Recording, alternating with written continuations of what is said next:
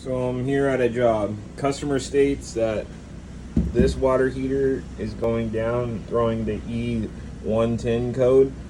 E110 is for a clogged vent or something, a foreign object with a vent blockage.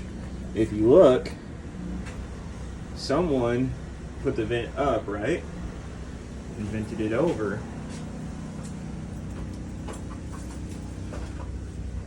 Well, what's that? That ain't right.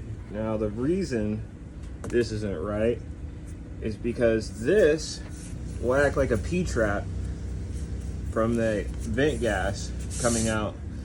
It'll create condensation inside the pipe and it'll actually trap it here. And I bet when I cut this, water is gonna come out of here because it's so backed up.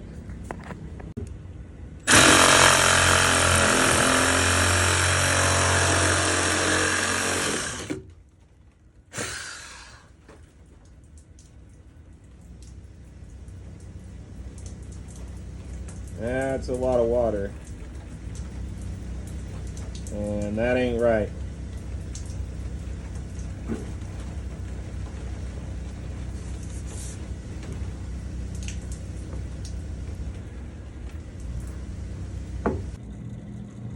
So another thing you can check when you get the E110 for something blocking the exhaust or intake is take this screw out right here. This is your intake filter.